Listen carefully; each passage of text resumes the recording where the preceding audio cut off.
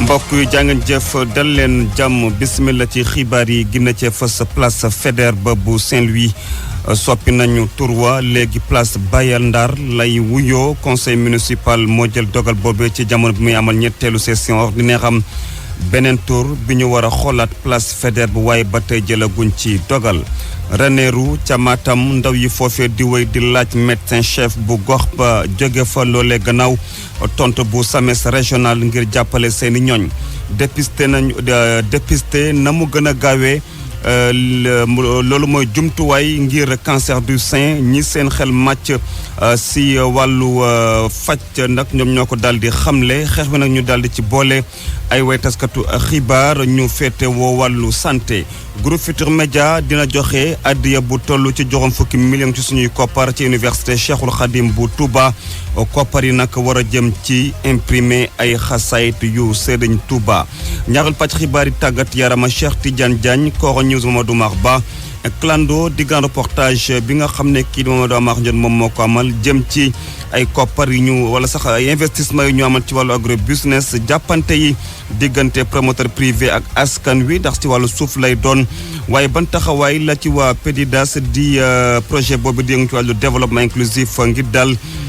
fexe ba agrobusiness doon développement durable dinañ ci ànd ak Mamadou Amar Ndione ci njaxalu xibaar yi Abdou Thiam moo nekk ci machine bi asalaamaaleykum.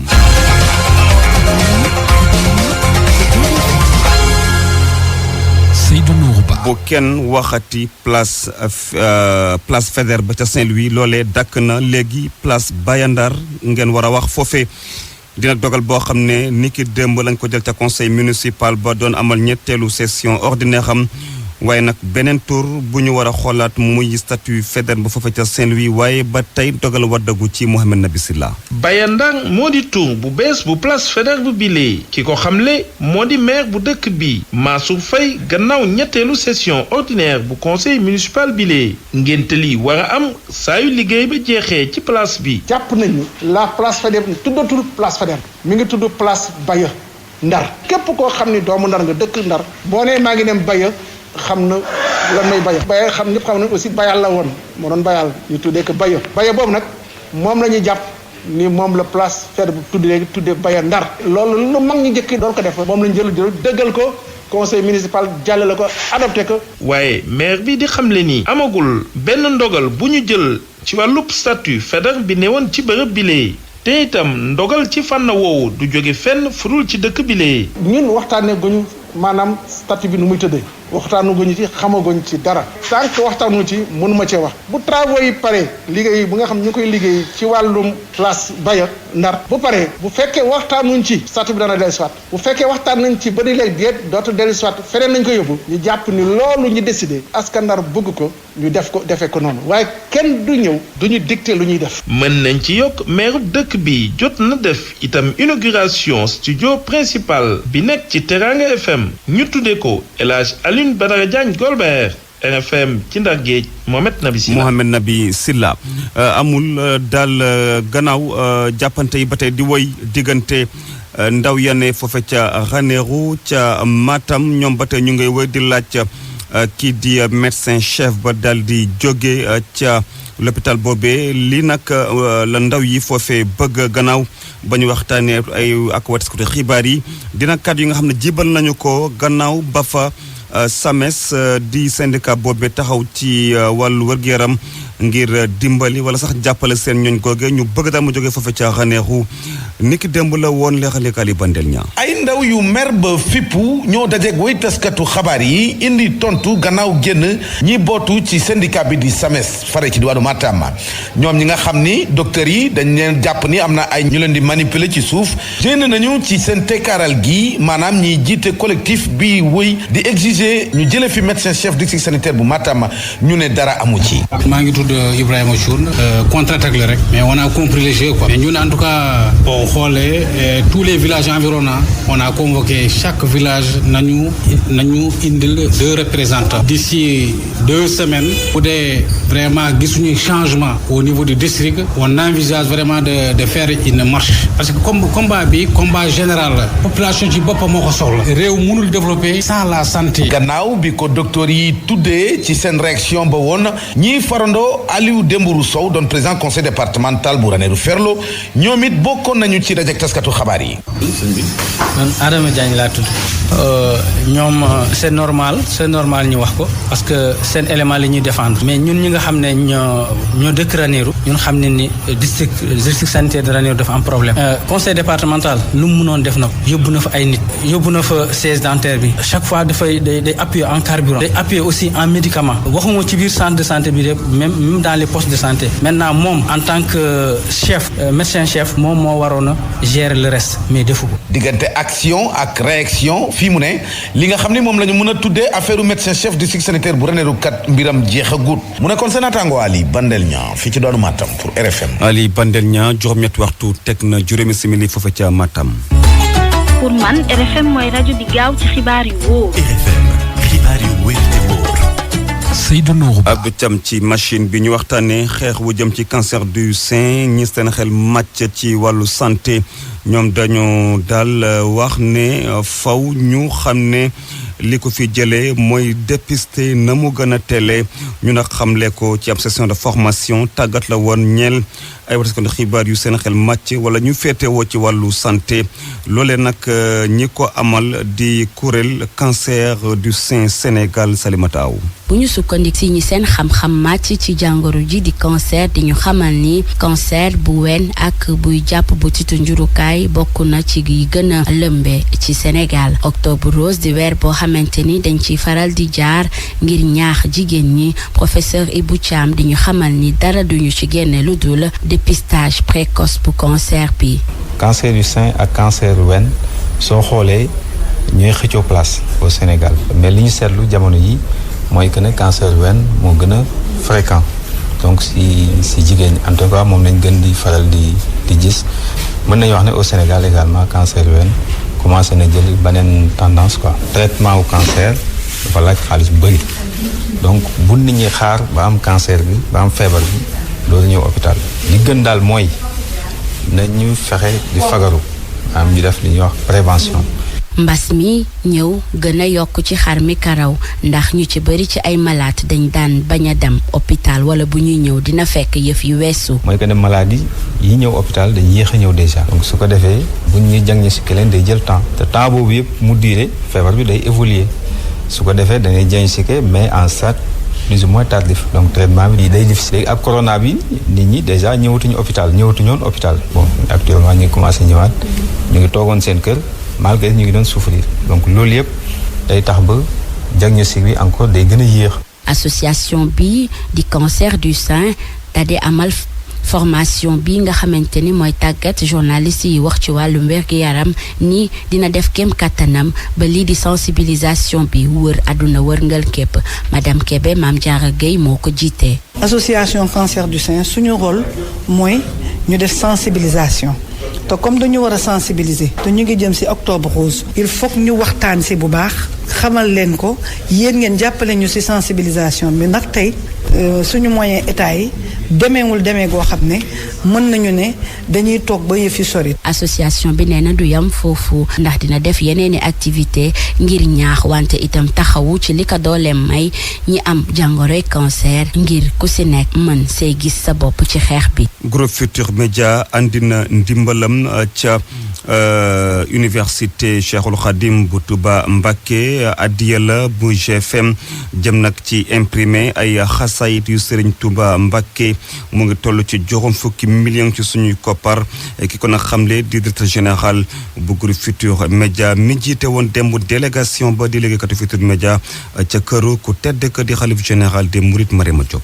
ren nag ñu amaat mbégte lool ci ziar gi nga xam ni. groupe Futurs Médias fas yéenewul des benn yoon ci màggal 2020 bi ci ab délégation bu takku boo xam ne président directeur général Birane Ndour moom moo ko jiite woon ci kanamu xalif général des Mourides ñu feddaliwaat seen kóllëre ci bëgg dëkk bu sell bi di Touba waaye nag xalif général kullu Mouride rafetlu lu ni mel waaye itam di jaajëfal groupe Futurs Médias seen liggéey. daan ngeen fi ñëw waaye seen ñëw tey gii lu neex sëriñ bi la waaye lu sedd xolam la dalal ngeen am xelam ci lépp dafa jaa dooli waat ne xolam sedd na guy ci taxawaay bi rek mu ne bu xamee koo xam ne sëriñ Touba xolam mi ngi ci moom aajoom faju na moom loolu rek la wax. ren nag directeur général Birane Ndour di xamle ni dinañ indi lu baree bari ngir màggal gu mucc ayib. ñëw indi suñu participation muy ci groupe bi muy as tuut si suñu doole. te di wax ne groupe Futurs Médias muy télé bi di rajo bi di journal bi di site bi di yeneen support yëpp daañu ñëw te nañ xam ne nag gën nañ ñoo sas ndax sëñ Mountakha li mu wax fii tey ku mu doyul dootu la doy donc dinañ gën a fas jom gën a jiitu sànni caravage bi ci gannaaw. li jëm nag ci université Cheikh Ahmadou Bamba Khadimul Rasoul ñu xamle ni rek lu toll ci 50 millions dinañ ko def ci ay xasida ngir bërëb boobee. dama aalu. ne Mbàkke nga baal ko dafa aalu nag. ne ko ñun dañuy waaj a sanc benn imprimerie. ne ko jël nañ 50 millions. ne jël nañu 50 millions. def ko ay xasida sëñ Tuuba ko addiya université. visite bu am solo bi nga xam ne kilifay groupe bi ñoo ko jiite woon bokk na ci Birane Ndour ak El Hadji Assane Gueye ñu ngi delluwaat di firndeel seen bëgg dëkk bu sell bi di Touba. Marema Diop fii ci Touba RFM. directeur général bu Senelec li mu bëgg mooy jële fi ñàkkub kaaraange ci wàllu courant ñeel marché yi. Kaolack dina am programme bu jëm ci ñu daal di installé foofee ay installation yu mucc ayib ngir daal fexe ba sàmm seeni kaaraange di ay kàddu kii di directeur général bu Senelec di Pape Demba Bitèye newoon ni ki démb ci ab doxub nemmeeku foofa ca marché ba ca Kaolack mu jox leen nag 7 millions ci suñuy koppar ci ñi nga xam ne daal ñoom ñoo loru woon ci lakk bu fa amoon muy nag au commerçant yi ñu gën a doon ay responsable ci wàllu installation ci lu jëm ci courant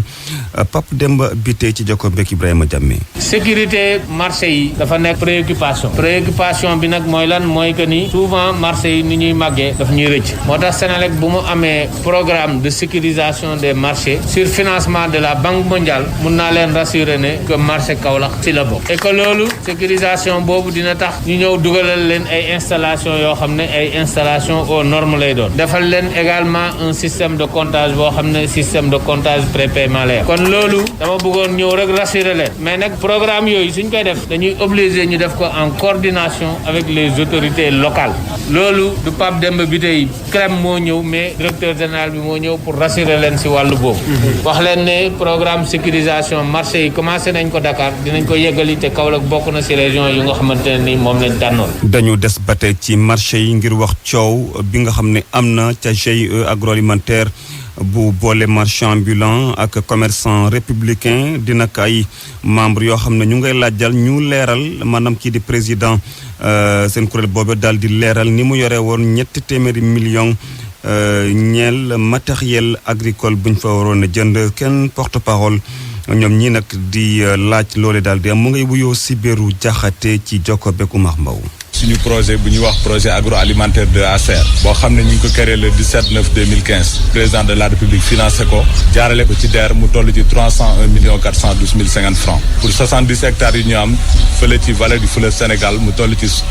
25 kilomètres de Saint-Louis phase 1 bi def nañ travaux de terrain yi aménagé nañ 70 hectares pour mu war a jël lu toll ci 529 marchands ambulants ak ñoo xam ne dañ leen dëgër piroon ci marché yi bi ñuy defar projet bi ak ñoo xam ne dañ leen bindoon ñu waroon bénéficier Prodac bi ñu commencé projet bi nag jënd nañu ay matériel lu toll ci 179 millions muy benn moissonneuse batteuse benn tracteur ak yeneen accessoires yoo xam ne jënd nañ ko pour commencer projet bi mais phase 2 bi ñu ci tollee dafa am certain ci bureau bi ku ñuy wax ma Codé Sall ak Babacar Touré bu ñëw doon piloté phase 2 bi mais phase 2 bi ñu ko piloté ba toll ci heure bilan bi nangu ñu def bilan bi ñu bañee def bilan dem nañ saisir la DER bi nga xam ne mooy suñu interlocuteur DER yabal nay auditeur ñëw nañ audité fekk nañ ay matériels yu bari yoo xam ne jaay nañ ko fa fekk nañ tamit contrat yi ñu amoon mu nekk ay contrat yoo xam ne dañ ko liggéey ak compagnie agricole Saint-Louis Sénégal mu toll ci ay millions yu bari fekk nañ ne contrat yooyu changé nañ ko ci compte en banque bi mu waroon a dem def ko seen compte personnel boobu ba léegi nag ñu ngi topp DER ça fait plus de 5 mois ñu ne ñu rapport bi pare na génn na jox nañ ko procureur ak gouverneur de Saint-Louis di interpeller le chef de l'État mooy plus rapidement possible ndax xam ne marchand ambulant yi waroon bénéficier wu ci projet boobu demuñu liggéey ci projet boobu. et ki nga xam ne nag moom la ñu jox baaraamu tuuma di Acodou Sall di président boobu la GIE moom dafa weddi yooyu le tuuma ne sax dina amal plainte te ko ci ndoddu ñooñee di ko daal di accusé te loo xam ne dafa jàpp ne amul waaye nag bëggul woon ñu daal di ko enregistré. pour man RFM mooy rajo bi gën a jege askan wi. RFM rajo bi jaamu seen soxla. ferme agricole bu département bu Sédhiou am na juróomi commune yu Diass ngi mu boole ñu daal di ko nag installé ci lu jëm ci projet pôle développement bu Casamance di sax war a dimbali maanaam yombal lépp lu jëm ci entrepreneuriat ci wàllu mbay ñeel ndaw yeeg soxna yi foofee leeral yeeg Max ak Lit Kamfani. ab jàngat kilifa municipalité commune boobee la féetee ci département Sédhiou gannaaw bu ñu sancee ferme agricole boobu ngir mun a yokk xarañte ndaw yi ak jigéen yi ci wàllum entrepreneuriat ci mbéy mi ci bile département waaye dafa mel ni ndaw yi ak jigéen yooyee ak moo ñu boobee procès kaddu yooyu di yu Ousmane Cissé ñaareel adjoint maire Marsassoum. am na lu des tuuti rek donc loolu tamit waxtaan la suñu biir parce que dañuy gis ne jeunesse yi engagé wuñu noonu ak famille donc dinañ def lépp pour que loolu ñu mën koo réparer incha allah mairie moo war a donc accompagner ay acteurs am ay jeunesse am wala famille pour que ñu mën a am fu ñuy béy fu ñuy liggéey ñu mën a demal seen bopp. ngir mën a wéyal activité yi ñu amal ci boobee ferme départementale nga xam ne dañ ko fa sant ci lu jëm ci projet pôle développement Casamance war a jee ci fanweeri fan ci weeru septembre bu ñuy dégmal ni conseil municipal Marsassoum fas yéene ci bu ñuy amal vote budget dugal boobee ferme ci patrimoine communal bi ngir mun a oyofal gestion am. ñun jël nañ engagement dinañ def lépp pour que budget bu ñuy taxawal donc paaru ferme mu bokk ci liñ ci mën a def lépp ñu def ko lépp loo xamante ne ci matériel ak ci lépp dañ ciy veiller lépp lu yàqu tamit dañ ci taw pour ñu defar am nañ ressource am nañ ay partenaires yoo xamante mën nañ ci accompagner. ferme boobu sax ñooñu gis nañu dina gën a gaaw ci amal mbëbët bu ñu amee ci lëkkale commune yu Diassing maanaam dund ci intercommunalité ci ay kaddu ñaareel adjoint maire bu Marsassoum. commune yi nekk biir Diassing muy commune Sansamba Djibabouya Marsassoum ak Deme dañuy lëkkaloo bëgg def benn coopération intercommunale li ñu naan intercommunalité. sami processus bi dañ ko lancé ba pare parce que dañu gis ne lu mel ni ay ferme donc dañ koy soxla ci biir commune yi. Max Euclide Kamfani ci Sédhiou ngir RFM. RFM bitim réew. xibaar bi ci réew nag lii di sanction yi nga xam ne CEDEAO ñoom ñoo ko teg ñii di waa Mali ba tey yëkkateeguñ leen di nag li ñu tabb premier ministre wala nag ñu daal di tabb premier ministre boo xam ne ci civil lay bokk na ci caax yi nga xam ne CEDEAO teg na ko ngir ñu jële fa yooyu les sanctions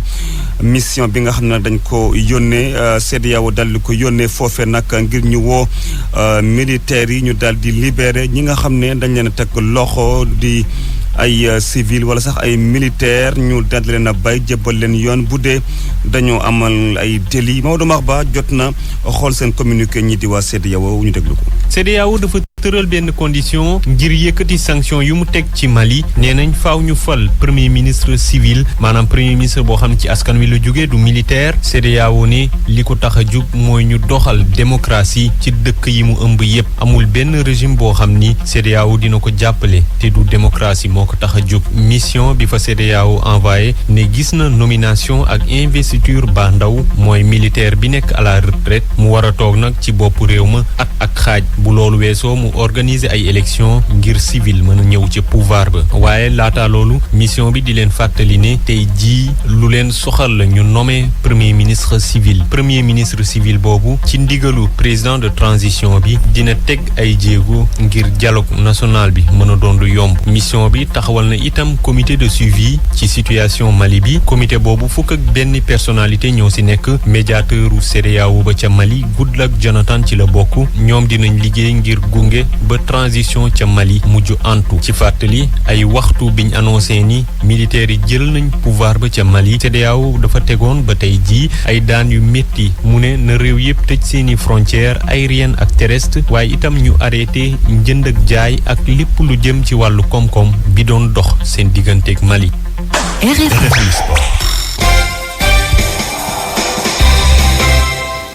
ñaareelu pàcc xibaar yi tàggat yaram dañ ci ànd ak Cheikh Tidiane Diagne. mbokk yi dal nag jàmm ci sport weekend Cheikh Tidiane Diagne mu féetee ci micro bi ci machine gi Amady Ndiaye. championnat bu France lañ koy daal di door rek seen juróomeelu bëccëg di seen 5e journée ñu ngi ko daal di kon bokk yeggali niki samedi gi doomu Sénégal ba ca ràññeeku nag moo di Ibrahima Niane jot naa dugalaat bi nag moo di ñetteelu but bi nga xamante ni dugal na ko gannaaw ba saison bi door rek léegi ci équipe bam boobu la def FC Metz ñoom waa Metz ñu ngi doon amal déplacement ci Vélodrome moo di stade bu Olympique bu Marseille